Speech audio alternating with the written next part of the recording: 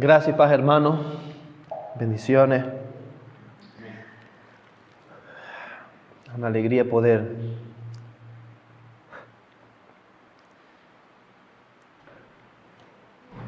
exponer la palabra de Dios hoy. Es un gran privilegio.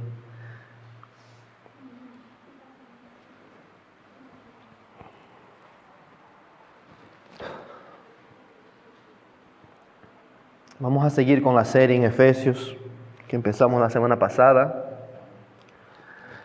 Hoy empezaremos directamente lo que es la carta propiamente dicho, a partir del capítulo 1, versículos 1 y 2.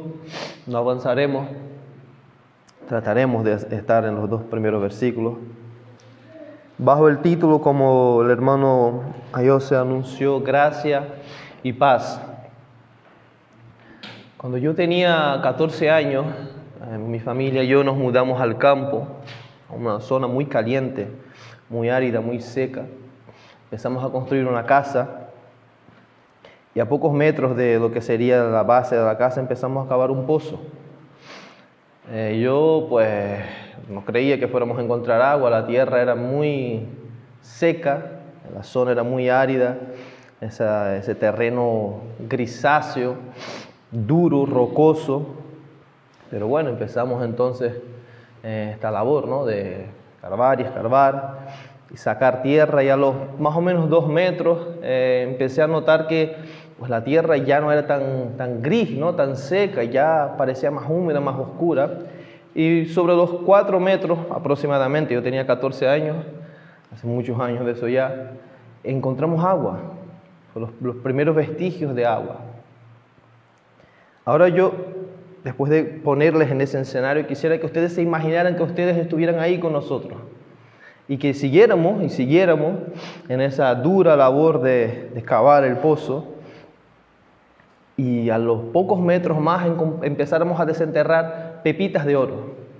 Y bueno, eso nos llenaría de alegría, ¿no? Y jolines, ya si íbamos por agua y encontramos oro, pues con más ahínco empezaríamos a cavar. Imagina que a los pocos metros más ahora desenterráramos esmeraldas, y un poco más abajo rubíes, y un poco más abajo diamantes. Finalmente reuniríamos entonces una riqueza, un tesoro incalculable. Esto es Efesios. Esto es la carta de Efesios. Cada sermón, cada domingo que estaremos aquí, mi intención, mi intento, mi esfuerzo es que podamos escarbar un poquito más, encontrar un poquito más de esas inmensas riquezas que el Señor ha condensado, ha reservado en esa carta. Es necesario que para este fin, cada uno de nosotros a lo largo de la semana, podamos también leer la carta, meditar sobre ella, orar, usarla como nuestra guía de oración. Así, creo en el Señor que así será, podremos entonces juntos maravillarnos de la gloria, la gloriosa gracia de Dios que Él ha revelado usando el apóstol Pablo a través de esa carta. Entonces nuestros corazones serán enardecidos por su gracia, nuestras bocas serán llenas de alabanza y nuestras vidas realmente exhalarán, reflejarán ese evangelio glorioso de la gracia de Dios.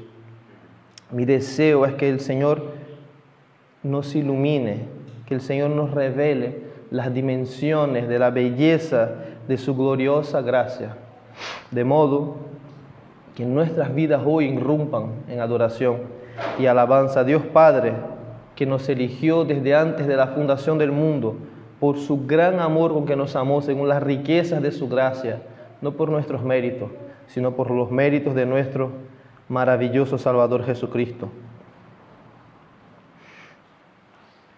Les invito entonces a que abran vuestras Biblias en Efesios 1, versículos 1 y 2.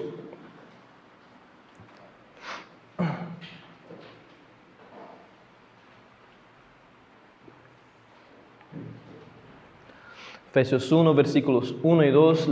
Yo estaré leyendo la nueva versión, la nueva Biblia de las Américas, la nueva Biblia de las Américas. Leemos: Pablo, apóstol de Cristo Jesús por la voluntad de Dios, a los santos que están en Éfeso y que son fieles en Cristo Jesús. Gracia y paz a ustedes de parte de Dios nuestro Padre y del Señor Jesucristo. Pablo, apóstol de Cristo Jesús por la voluntad de Dios. Lo primero que se nos presenta es el autor de la carta, y es interesante que para que podamos entender realmente el mensaje de dicha carta, que comprendamos o conozcamos un poco mejor quién era Pablo. Pablo era un judío nacido en Tarso, una importante capital del Imperio Romano. Pablo tenía la ciudadanía romana de nacimiento, algo que era un honor, solo personas privilegiadas podrían tener dicho, sobre todo no siendo, digamos, de etnia propia de Roma, tener la nacionalidad, la ciudadanía, mejor dicho, romana de nacimiento. Y eso nos revela un poco sobre sus padres. Los padres de Pablo entonces necesariamente deberían ser personas con un estatus social relevante en aquella ciudad. Tarso era una de las principales capitales de Asia Menor, de Asia Oriental, capital de Cilicia, donde hoy es Turquía. Una ciudad muy importante que sus escuelas de pensamiento rivalizaban con las escuelas de Atenas y Alejandría, pero aún naciendo en un entorno no judío, un entorno gentil, Pablo no era lo que se conocía como judíos helenistas. ¿Qué eran los judíos helenistas? Eran judíos ya fuera de nacimiento o ya fueran gentiles convertidos al judaísmo, pero que combinaban aspectos de la cultura griega con la religión judía. Pablo no. Pablo de él mismo dice que él era, como decimos aquí, un judío de pura cepa. Pablo era hebreo, de raza hebrea, de la tribu de Benjamín, por lo cual a él se le dio el nombre de Saúl o Saulo, en memoria del primer rey de Israel, que también era de la tribu de Benjamín. Aún siendo un niño, Pablo, según la tradición, fue enviado por sus padres a que fuera instruido en la ley de Moisés, en las tradiciones judías, la historia de su pueblo, y ser instruido nada más, nada menos que por una de las máximas autoridades religiosas de todo Israel en su época, que era Gamaliel, un fariseo respetado por todo el pueblo. Quiero que ustedes imaginen la imagen.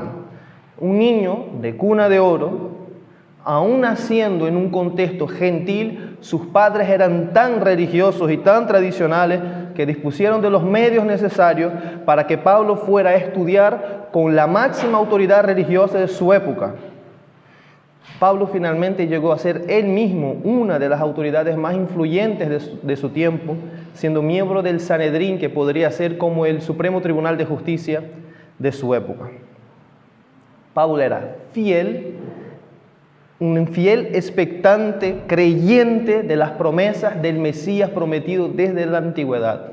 Pablo era intachable en su obediencia a las tradiciones y a los mandamientos que se reveló al pueblo de Israel.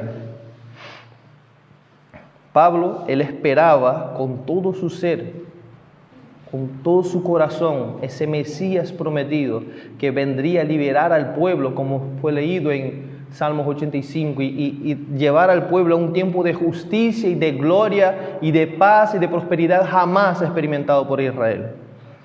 Ese era Pablo, antes de su conversión. Un ejemplo de un hombre íntegro, coherente con su religión.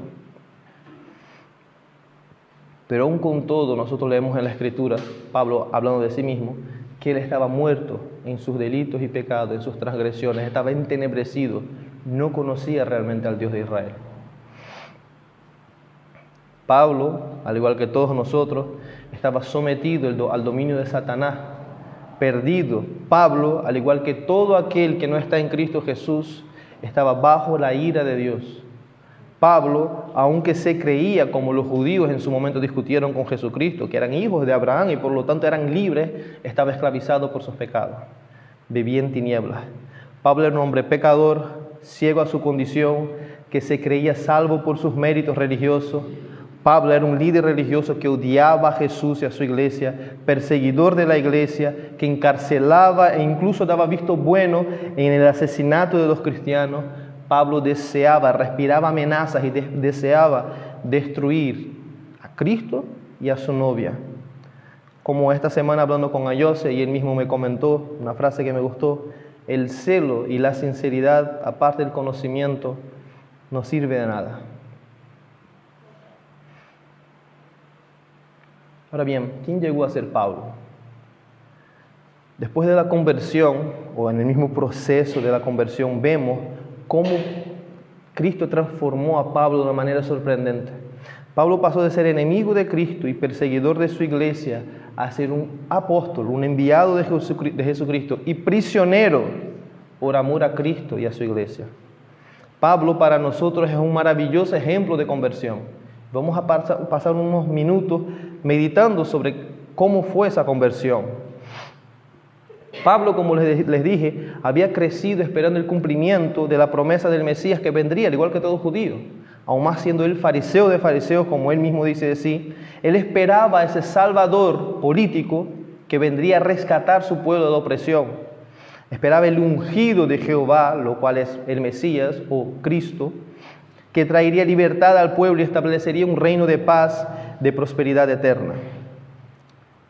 Piensen una vez más, esa persona creciendo bajo una educación estricta, bajo esas promesas del Mesías venidero, viendo a Israel bajo la opresión de un gobierno gentil, súper depravado y contrario a la ley santa revelada de Jehová. Su personalidad fue construida en base a esto. Sus intereses, la escala de valor de Pablo estaba basada justo en esto. Él esperaba al Mesías, él obedecía la ley y él esperaba ver los enemigos del pueblo de Dios siendo destruidos y asolados por el Mesías. Los planes de vida de Pablo, su forma de pensar, toda su vida había sido construida sobre esta base. Pablo era sincero en su mente y en su práctica de vida, fielmente dedicado en su devoción a Jehová. Realmente era así, al Dios de Israel y en su expectativa por el Mesías prometido.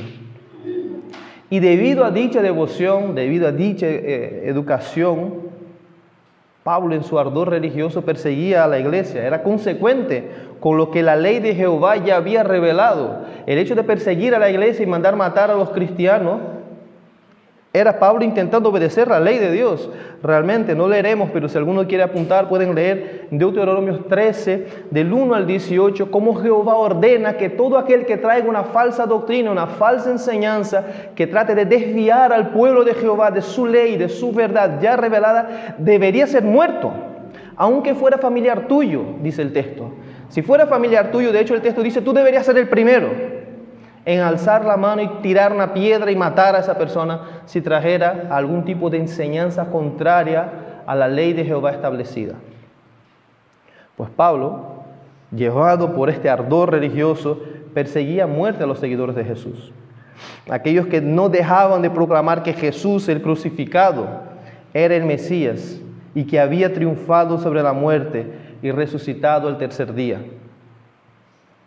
Pablo, una figura influyente en su tiempo, importante entre los fariseos de su época, miembro del Sanedrín, como les dije antes, obviamente estaba al tanto de que Jesucristo había sido crucificado y había sido sepultado. Obviamente.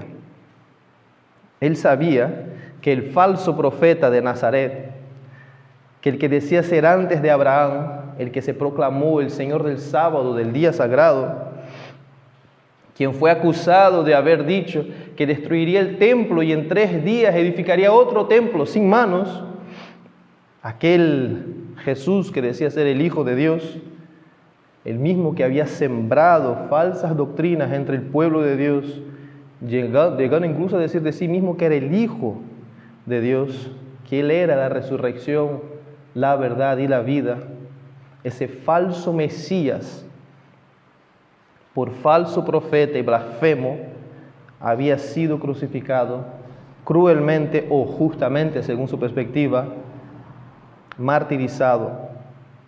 Y igualmente debería pasar con todos sus seguidores. Ese rumor de que hay un Mesías, pero que dice que es Señor del sábado y no guarda el sábado. cuando Jesús fue encontrado con sus discípulos recogiendo maíz, ¿no? O sanando a un enfermo en el día de reposo. Ese que se dice es Mesías, que era una figura que representaba la santidad, la justicia y la pureza de la ley de Jehová, sin embargo comía con borrachos, con pecadores. ¿Cómo va a ser el Mesías? Ese estaba crucificado y sepultado, pero sus seguidores andaban por ahí diciendo que había resucitado. Pues Pablo, siendo coherente con la ley de Jehová, mandaba matar y perseguía con un ardor religioso, con una pasión, un sufrimiento pasional por la integridad de la ley de Jehová. Como el maestro había muerto, sus discípulos también deberían ser muertos. Por eso Pablo no meramente buscaba aprisionar a los cristianos o desmentir a los cristianos. El tema quiere erradicar el pecado, el mal de la tierra, tal y cual la ley mandaba. Se mandaba matar a los falsos profetas, matar a aquellos que traían falsas doctrinas al pueblo de Israel, para erradicar y quitar el pecado del pueblo, ordenaba la ley. Pero Dios tenía otros planes para Pablo. Y como sabemos, Pablo en su cruzada santa contra los herejes, camino a Damasco, ahí donde él pretendía encontrar a más cristianos y imprisionarlos, Jesucristo, el Mesías resurrecto, fue al encuentro de Pablo. ¿Por qué es importante entender quién era Pablo y por qué hacía lo que hacía? Yo estoy seguro que el 85-90% de todo lo que yo he dicho no es nuevo para la mayoría de nosotros. Ahora bien, ¿qué importancia tiene esto? Tiene una importancia crucial entender quién era Pablo y por qué hacía lo que hacía, porque Pablo perseguía a los cristianos por mentir acerca del Mesías. El problema de Pablo es que ellos estaban diciendo que un hombre que para nada parecía ser el Mesías, era el Mesías. Y de repente se encuentra aquel que él decía que era mentira, que había resucitado. De repente él se encuentra, mientras él iba a buscar a cristianos, a matarlo, justamente por decir que ese Jesucristo Nazareno había resucitado, de repente se le aparece. Pleno mediodía, y su luz opacaba aún la luz del sol. Pablo vio entonces la gloria de Dios en la faz de Jesucristo, como luego él registra en Corintios.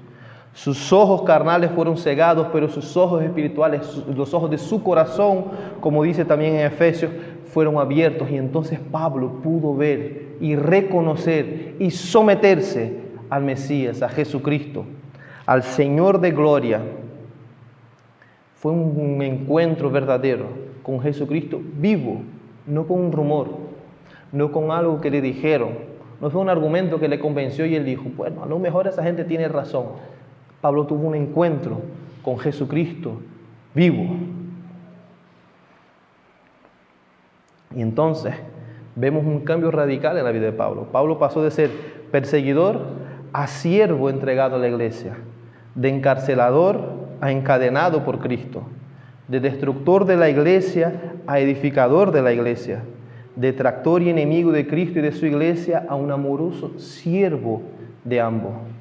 De ser temido por la iglesia, a ser amado por la iglesia, de ser enviado y autorizado por los enemigos de Jesús para destruir todos los cristianos, ahora por la gracia y voluntad soberana de Dios, Pablo llegó a ser un apóstol, un enviado de Jesucristo a su iglesia. Toda la vida de Pablo, y es el punto que quiero que ustedes entiendan, fue transformada desde la misma base de su esencia, de lo que él era. Su ser fue puesto patas para arriba por ese encuentro que tuvo con Jesucristo.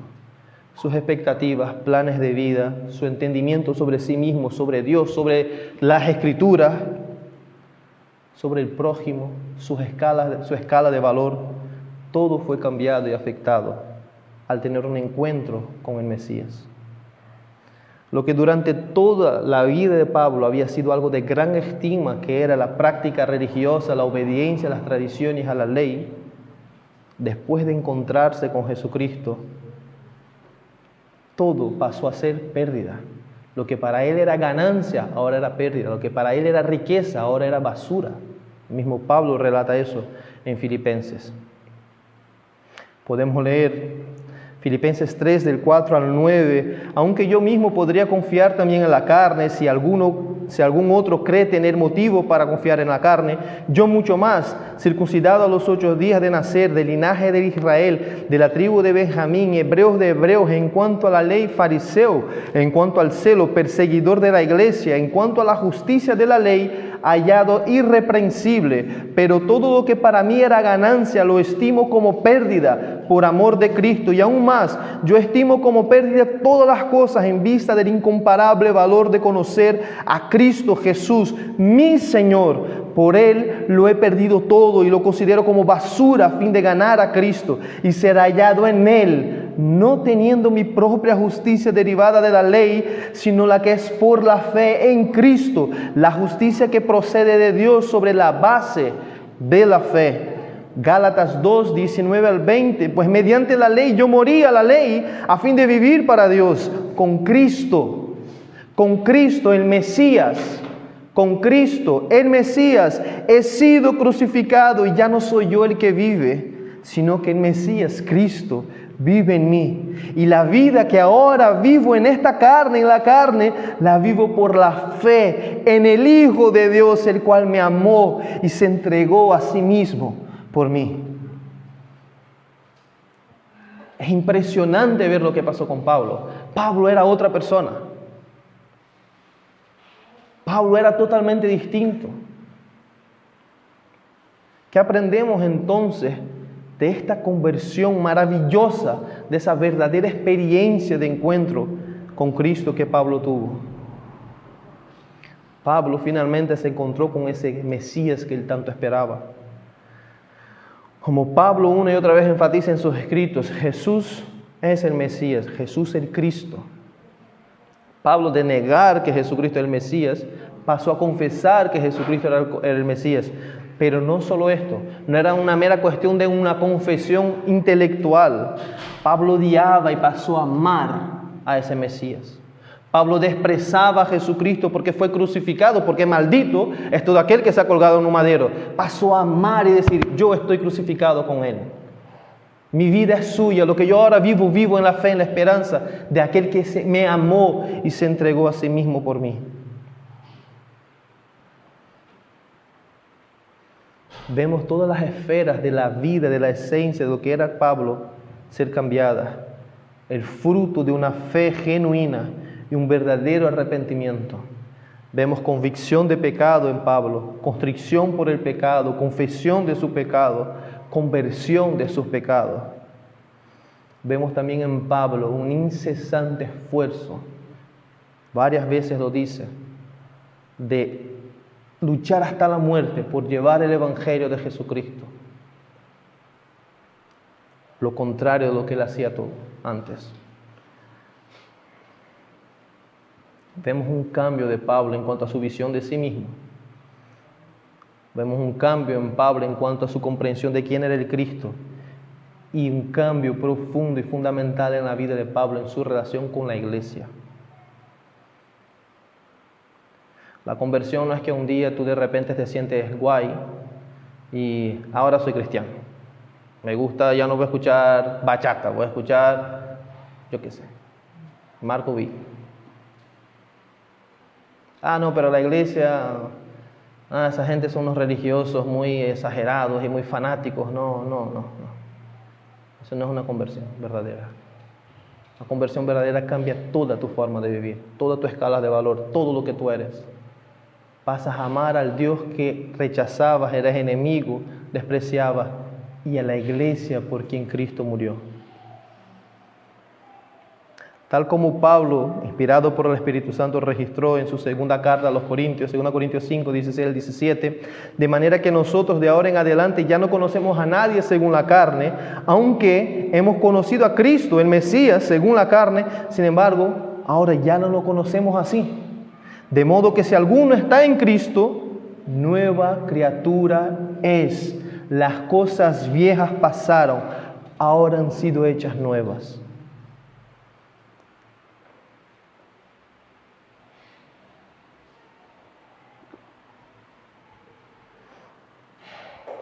Aquí las preguntas que debemos hacer frente a ello. ¿Has experimentado ese cambio? ¿Has tenido un encuentro así de impactante y radical en tu vida? has sido transformado, no tocado, rozado por el Mesías, transformado por el Cristo. Otra pregunta, ¿estás disfrutando hoy esta experiencia de transformación, de pertenecer al Cristo, al Mesías? La conversión de Pablo no se resumió en meramente creer y aceptar que Jesús es el Mesías y que realmente está vivo. Además de ello, Pablo pasó a conocer a Jesús como su justicia, la fuente de su identidad y valor, no su desempeño como fariseo, no en su reputación religiosa, no en su justicia propia que provenía del cumplimiento intachable de la ley. Al encontrarse con Jesús, Pablo se encontró con la realidad de que sus mejores obras de justicia eran trapos de inmundicia en la presencia del Dios 3 veces santo. Pablo fue liberado del autoengaño de creer que Dios lo aceptaría porque era un buen creyente, dedicado y obediente. Pablo pasó a encontrar su justicia, su valor, su identidad solamente y exclusivamente en Jesús, su Señor y Salvador. Su estándar de justicia, de juicio y aceptación, que era egocentrada, es decir, mi justicia y el juicio de Dios y la aceptación de Dios deriva de cómo soy, de mi obediencia, de que soy intachable. Egocentrado, pasó de estar centrado en sí mismo y pasó a estar centrado en Cristo, en lo que Cristo había hecho en esta cruz. No eres salvo por tu obediencia. No eres salvo por tu desempeño personal. Si estás confiado en que si mueres hoy te vas a encontrar con Dios y serás aceptado por Dios porque has sido buena persona, un ciudadano ejemplar que no debe a nadie y no hace mal a nadie, una persona honesta, y porque atiendes a una iglesia de vez en cuando, déjame decirte que estás camino al infierno. Estás al borde del abismo. Es importante que respondamos la siguiente pregunta: ¿quién es Jesús? ¿Qué es Jesús? ¿Quién es Jesús en tu vida? ¿Es Jesús el Mesías prometido, tu Salvador, tu Redentor, tu justicia, tu único camino y garantía de aceptación ante el Padre? ¿O simplemente Jesús es un personaje cultural, histórico, un amigo imaginario, a quien pues tienes la costumbre cuando tienes nada mejor que hacer que pues charlar? O quizás Jesús es una especie de ente mágico como el genio de la lámpara, ¿no? Que en momentos de aflicción y desespero pues acudes a Él. ¿Quién es Jesús? ¿Quién es Jesús en tu vida?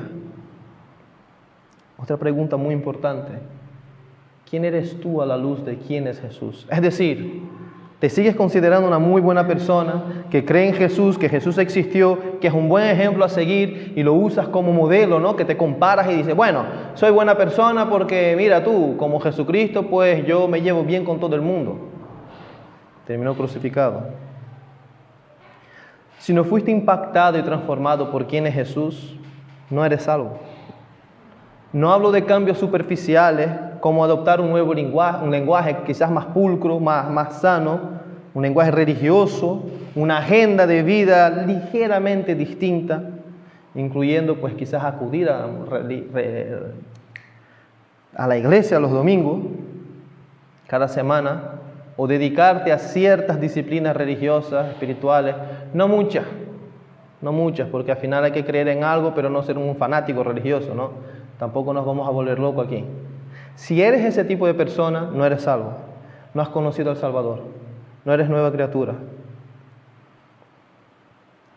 Eres un gran candidato a que se cumpla en tu vida aquello que Jesús en Mateo 7, 21 y 22 alertó. Dijo Jesús, no todo el que me dice Señor, Señor entrará en el reino de los cielos, sino el que hace la voluntad de mi Padre que está en los cielos.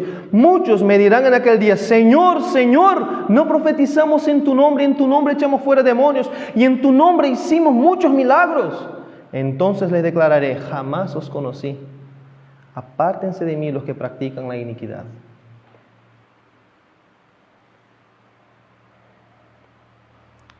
Con los ojos aún puestos en el versículo 1, una vez meditado un poco acerca de quién es el autor,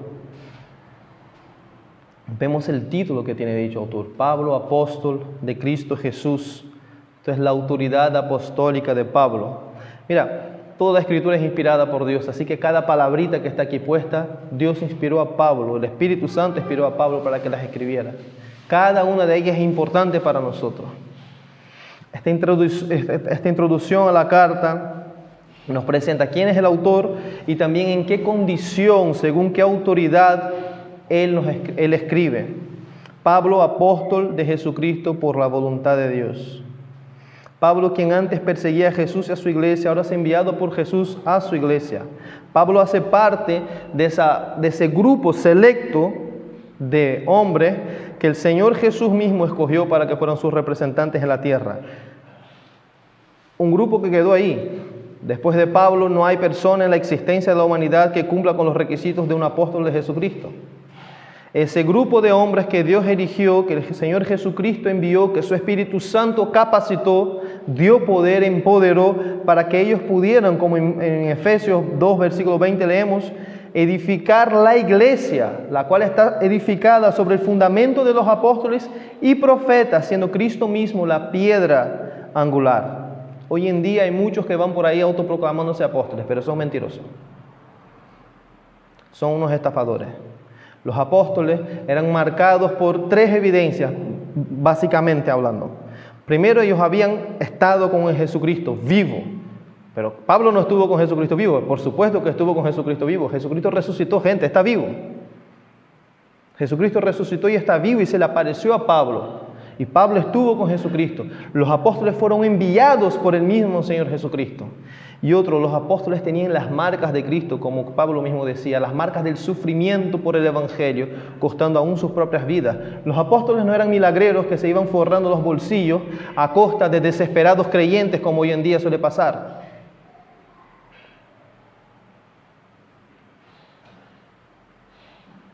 Así que Pablo, un testigo de Jesucristo, que Jesucristo es el Mesías, resucitado, resurrecto, enviado por el mismo Jesucristo. Esas dos verdades nos llaman atención a que debemos prestar atención a lo que esa carta nos está comunicando. Debemos ser reverentes y debemos atesorar estas palabras. Mucha gente anda: Dios háblame, Dios háblame, Dios háblame, Dios háblame. Dios habla a través de su palabra. Es palabra de Dios para nosotros hoy. Toda la Escritura es inspirada por Dios. Aún los principales apóstoles de la que entonces reconocían la autoridad apostólica de Pablo. Pedro, incluso en su segunda carta, capítulo 3, versículo 15 al 16, dice que los ignorantes, los que no son espirituales, tuercen las palabras de Pablo. Pablo habla con la autoridad del cielo. Y la autoridad de Pablo solo tiene peso porque es un enviado de Jesucristo. No por su elocuencia, no por su cuna, no por su educación religiosa, sino porque fue enviado por Jesucristo.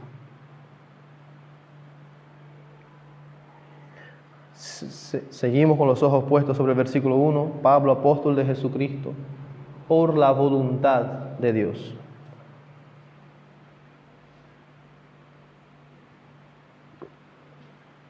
Como estuvimos viendo en la escuela dominical, llevamos ya unos domingos en ese tema, hablando sobre la soberanía de Dios.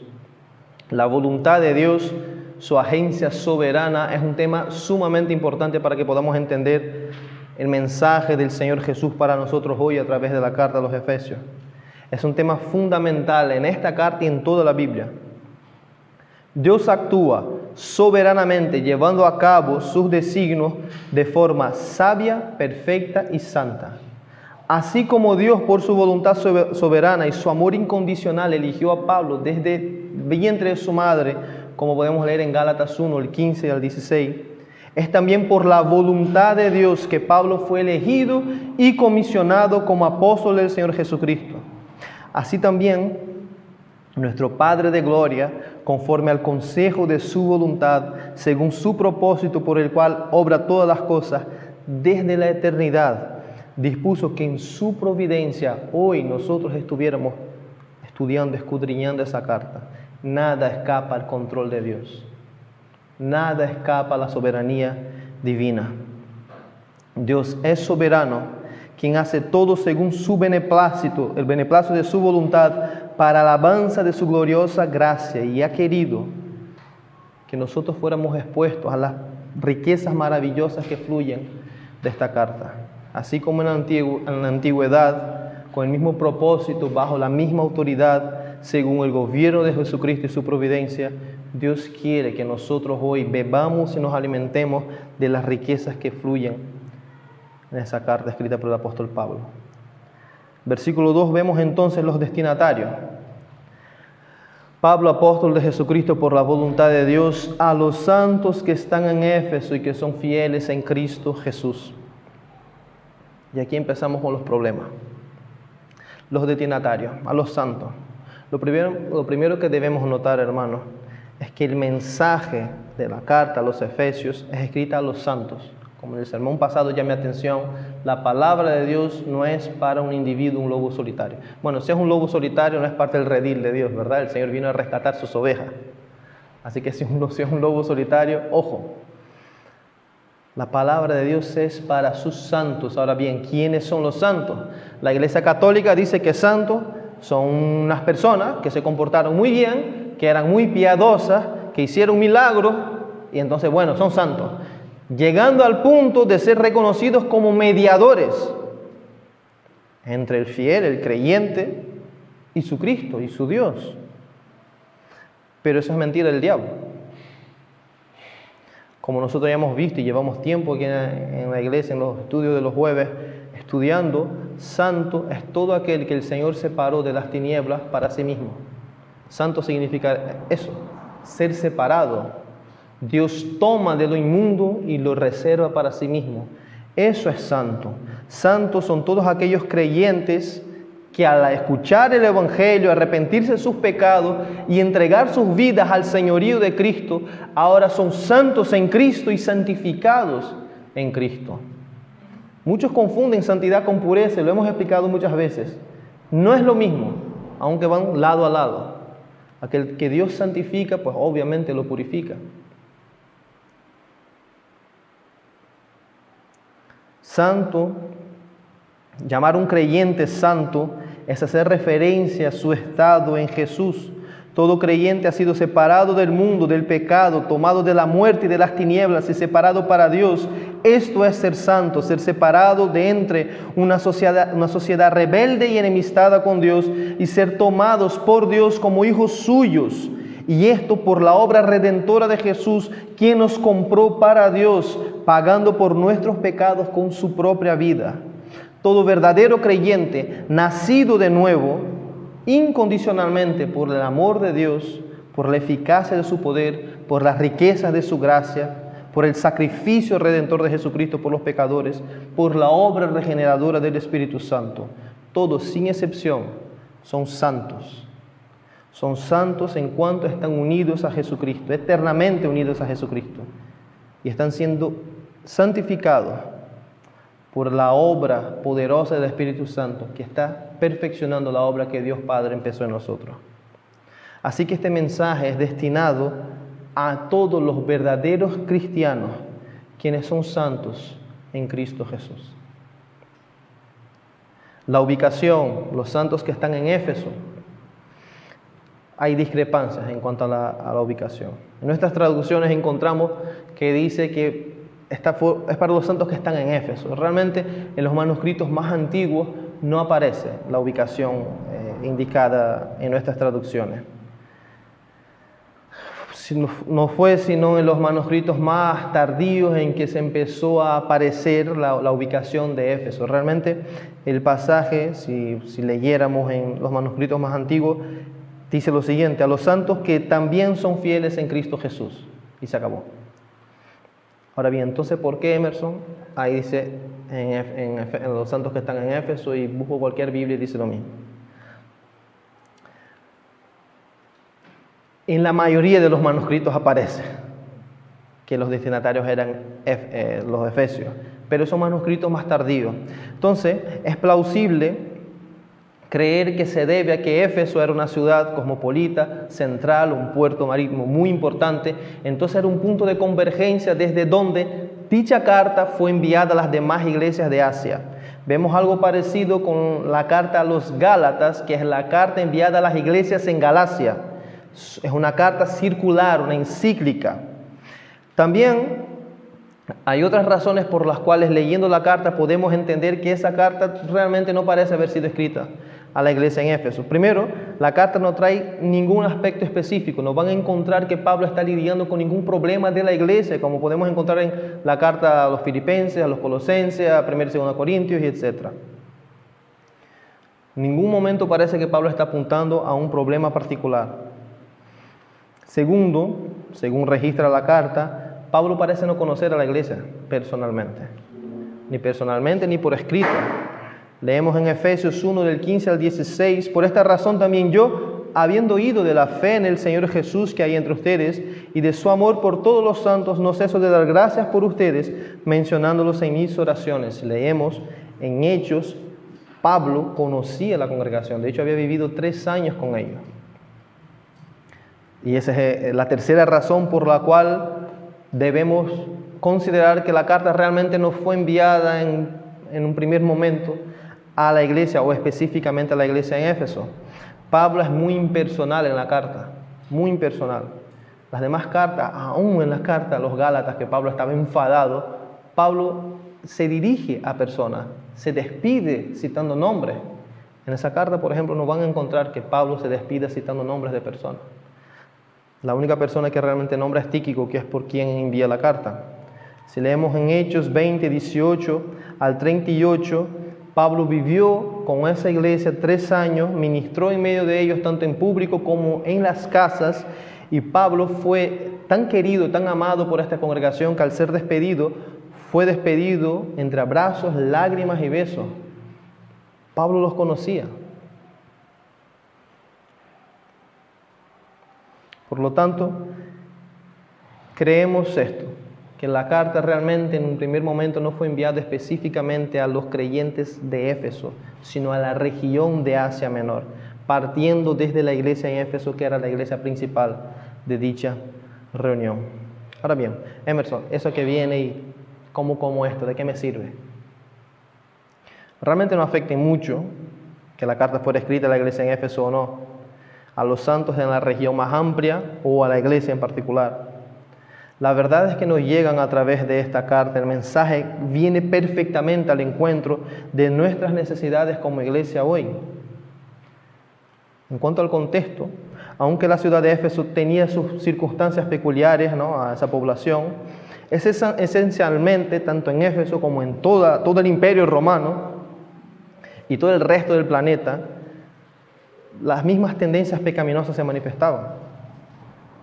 Tanto en la época de ellos como hoy vemos adoración a falsos dioses, misticismo, inmoralidad sexual generalizada, opulencia, rivalidades étnicas, desprecio mutuo entre judíos y gentiles, una cultura hedonista centrada en sí mismo, centrada en el yo, en los deseos del individuo.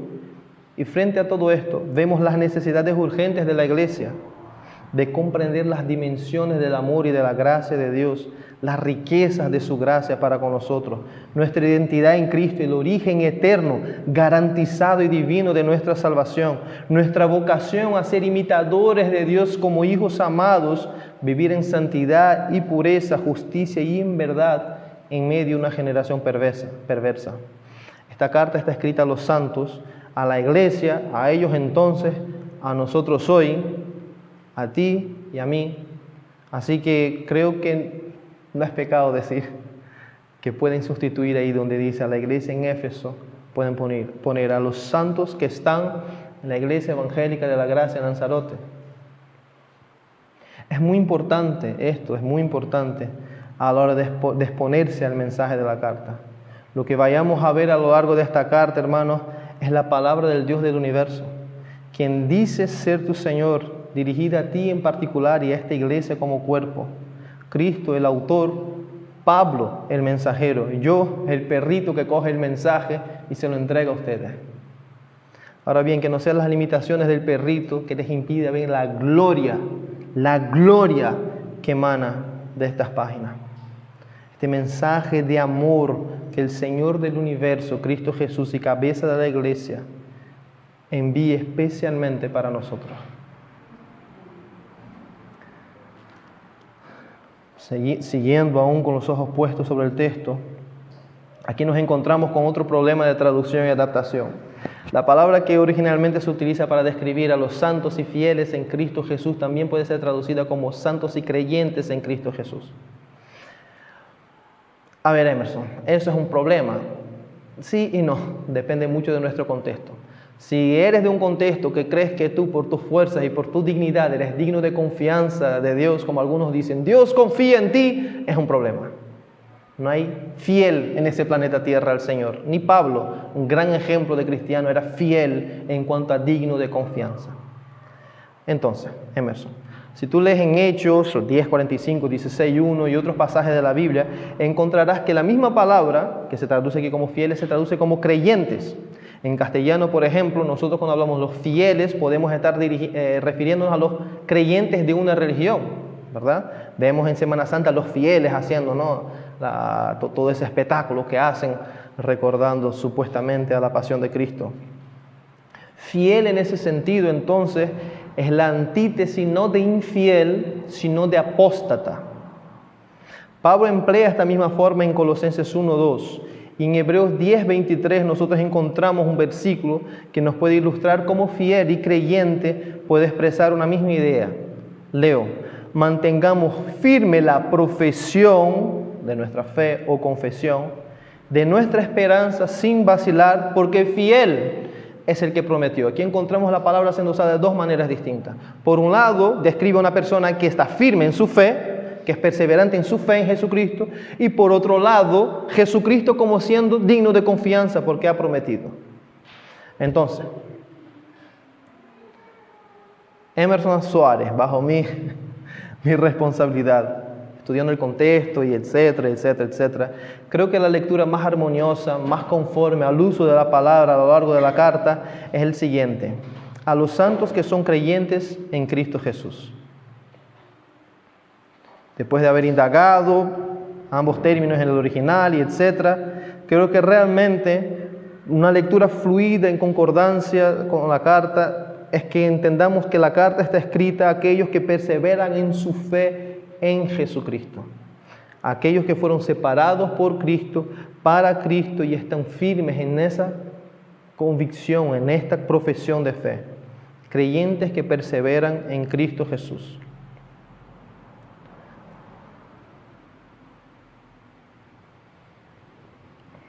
Dicho de paso, no lo tengo apuntado, es una característica de todo verdadero creyente. Un verdadero creyente vive confiando y persevera confiando en que Jesucristo es el Mesías, quien por la gracia y la voluntad de Dios nos libra de todo pecado y de la condenación eterna. Si una persona hoy dice que es creyente, pero niega a Jesucristo como el Mesías, pues no es creyente. Si hay alguien aquí que no conoció y no ha aceptado y no ha abrazado a Cristo como el Mesías, el Salvador del mundo, no es creyente. Y punto. Versículo 2. Gracia y paz a ustedes de parte de Dios nuestro Padre y del Señor Jesucristo. Finalmente, en el cierre de esta introducción y presentación de la carta, encontramos el típico saludo de Pablo, el cual normalmente empleaba en sus cartas. Este saludo reúne tres elementos muy importantes. Por un lado, expresa el deseo del apóstol de que sus lectores disfruten de la gracia y la paz que proviene de lo alto, de nuestro Padre y del Señor Jesucristo. Además, indica el propósito del ministerio apostólico evangelístico de Pablo, es decir, predicar el evangelio, el mensaje de reconciliación entre Dios y los hombres, lo cual solo es posible por la obra redentora de Cristo. Por último, estas breves palabras apuntan a realidades maravillosas, a la realidad, al estado maravilloso, a la condición maravillosa de cada creyente. Todos los que han escuchado el mensaje de salvación, han creído y se han arrepentido de sus pecados, han sido reconciliados con Dios mediante el Señor Jesucristo. Y todo esto según las riquezas de la gracia de Dios Padre, quien hizo abundar para con nosotros, reconciliándonos consigo mismo, estableciendo así la paz. Esta es la realidad en la que todo creyente vive. Todos los verdaderos creyentes vivimos bajo la paz y la gracia que viene de nuestro Dios y Padre y del Señor Jesucristo. No por nuestros méritos. Es liberador entender eso. Es liberador entender que la relación de Dios hacia todo verdadero creyente no es una relación meritocrática tanto en cuanto que Él nos acepta o nos ama o nos recibe porque somos buenos creyentes o porque etcétera, etcétera, etcétera. Sino que toda aceptación de Dios hacia el verdadero creyente es por gracia. Gracia, ese favor inmerecido, contra merecimiento, esa dádiva divina que Dios ha hecho abundar para con nosotros en Cristo Jesús. Nosotros, los verdaderos cristianos, los que son creyentes en Cristo, los que perseveran porque son preservados por el Señor, viven en plena relación de aceptación para con Dios, una aceptación eterna ante el trono de la gracia. Esta es una verdad central del Evangelio. La sobreabundante gracia desemboca en paz para con Dios eternamente. Esta realidad cambió totalmente la vida de Pablo. Esta realidad, a todo aquel aquí que ha nacido de nuevo, cambia totalmente tu vida. Que Dios te acepta solamente por la fe, por la obra suficiente y redentora de Cristo Jesús. Que un día estaremos ante el trono celestial y seremos aceptados no en base a nuestra justicia, sino en base a aquel que no ha pecado, que no conoció pecado, pero Dios lo hizo pecado para que nosotros, miserables pecadores, seamos considerados justicia de Dios en Cristo Jesús. Todo verdadero creyente puede abrazar esa verdad y decir que hay gracia y paz eterna para con Dios, nuestro Padre, por la gracia derramada a través de nuestro Señor Jesucristo.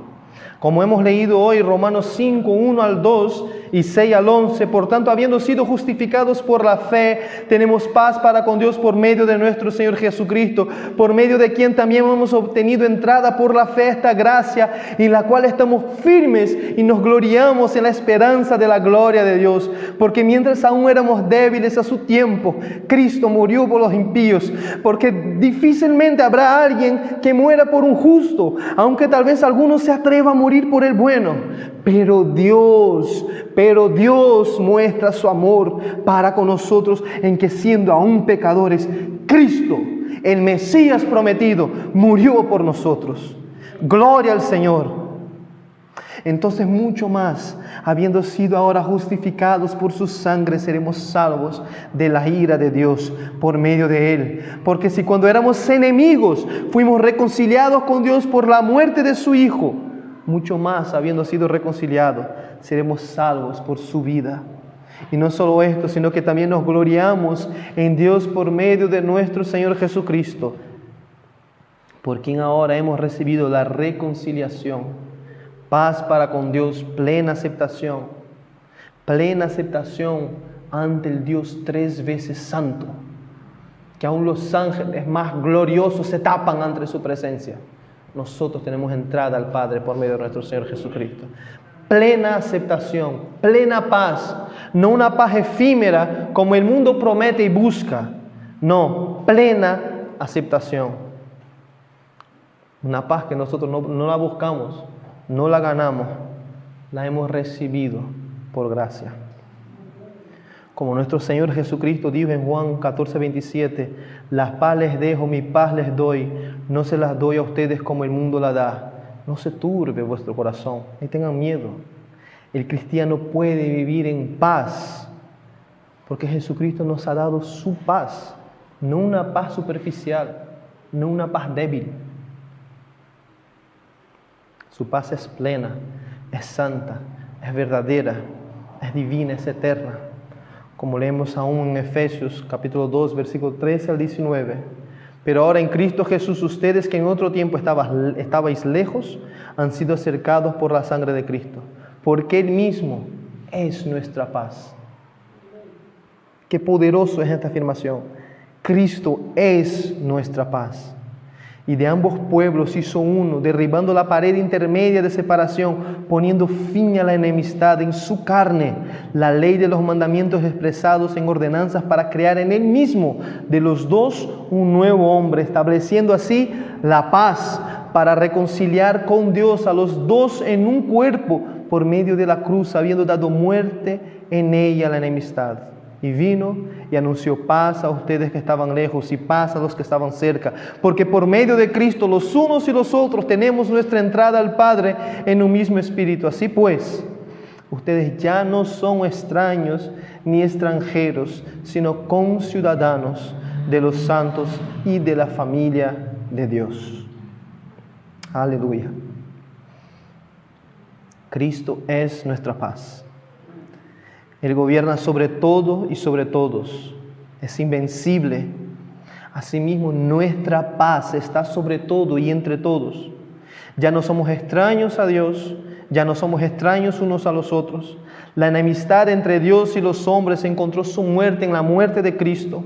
Ahora somos familia de Dios, somos uno en Cristo, somos conciudadanos de la nación celestial. Cristo estableció la paz entre Dios y los hombres y entre su pueblo.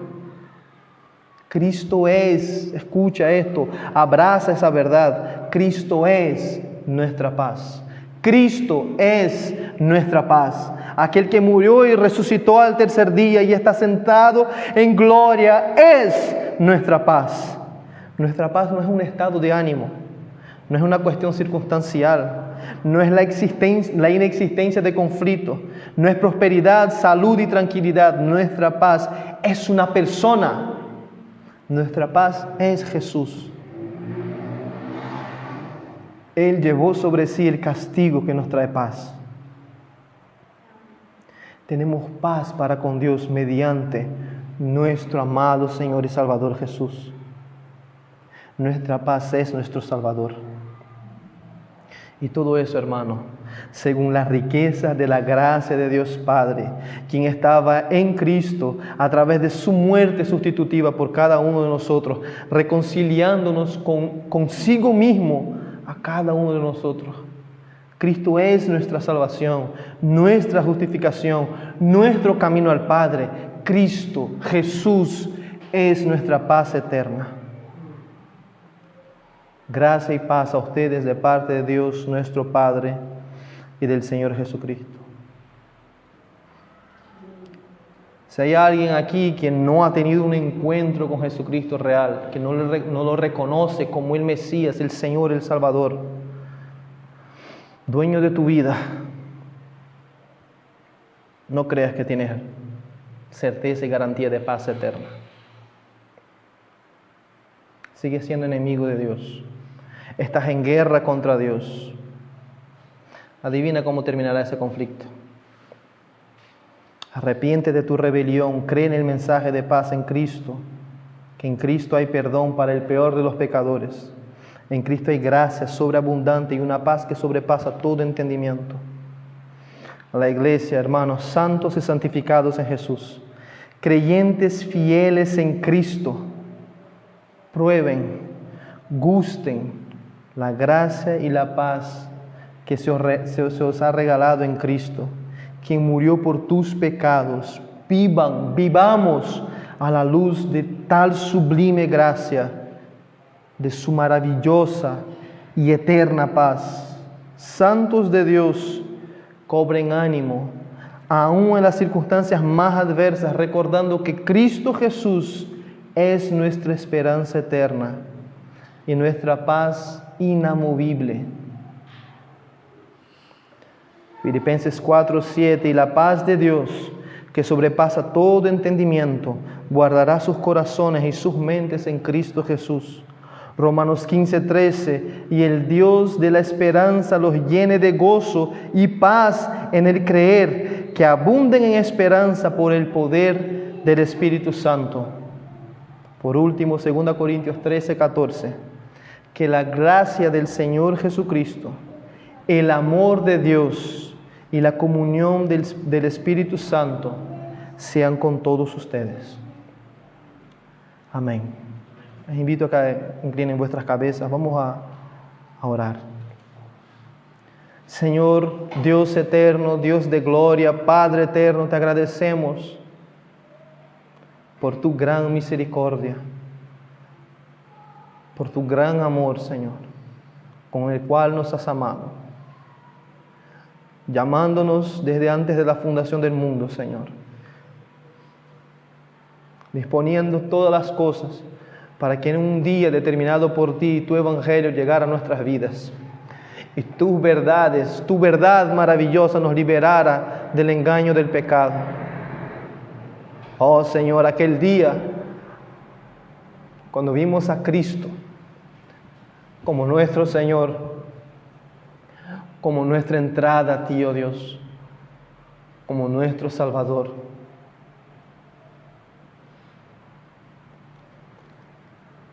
Aquel día, Señor, que desde la eternidad estaba en tu agenda, cuando la verdad de que Cristo perdonó nuestros pecados se apoderó de nuestros corazones y entendimos, Señor, que teníamos paz para contigo. Gracias, Señor.